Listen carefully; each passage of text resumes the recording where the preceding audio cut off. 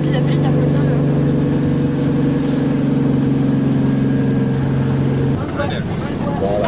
Ah oui. L'usage, c'est extrêmement rare, c'est peut-être même le seul de fait. L'église Saint-Michel de Murato fut construite vers l'an 1280, de la fin de la période du roman pisan-corse. Elle est caractérisée par son appareillage polychronique et de ses sculptures. La sculpture est d'une facture naïve et composée d'animaux, de personnages grossièrement ébauchés, d'entrelacs, et deux personnages représentant vraisemblablement Adam et Ève avec des attributs sexuels proéminents, un candélabre représentatif d'un symbole hébreu.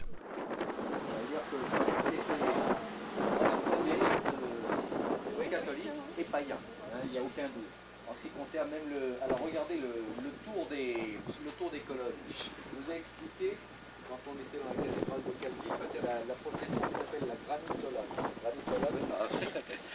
Granitola, Pascal. Extrêmement intéressant, là-haut. Ève. Une autre allégorie très intéressante, juste en dessous. Regardez, ces grappes de raisin. Noé de suite après le déluge. Vous savez qu'il a pris la première cuite mémorable. Et il est aussi le premier rebâtisseur après le déluge. La truelle, c'est pas par hasard. Vous voyez, il faut essayer de lire un peu au travers des allégories. Beaucoup de symboles qui peuvent nous échapper, certains sont un petit peu effacés. Chandeliers, vous voyez, qu'on retrouve dans la religion hébraïque. En fait, il y a beaucoup, voilà, il y a beaucoup de choses, encore un type là-haut avec un outil à la main ou une épée, on ne sait pas trop. Alors regardez surtout ce qui est curieux, c'est à quel point c'est archaïque au niveau de la sculpture, alors qu'à cet âge-là, ils auraient pu faire quelque chose de beaucoup plus figuratif. Il est évident qu'on a voulu que ce soit lu par des gens simples et qui comprennent le dessin sans avoir besoin qu'on leur fasse un dessin, tout simplement. Ils se sont cassés le cou, par exemple. Une chapelle, malgré tout, qui n'est pas dédiée à la Vierge, mais qui est dédiée à Saint-Michel, et qui est ouverte 2 fois par an, à la Saint-Michel et au 15 août quand même, parce que le 15 août, toutes les églises, puisque la Corse est sous la bénédiction de la Vierge, toutes les églises sont ouvertes.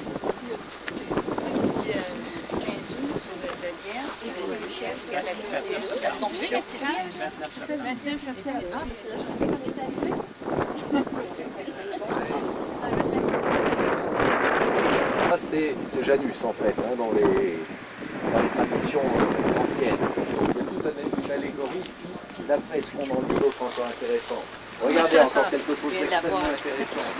Les deux oiseaux qui se font face, dos à d'autres explications peut-être plus allégoriques, mais celles-ci sont généralement admises. Voilà.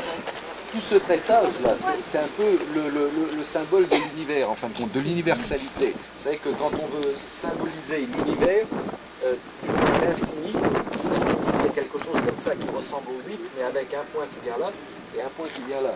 On peut penser que le type a voulu tresser une partie de l'infini par rapport à ce qu'il a marqué ici, les 12 mois de l'année.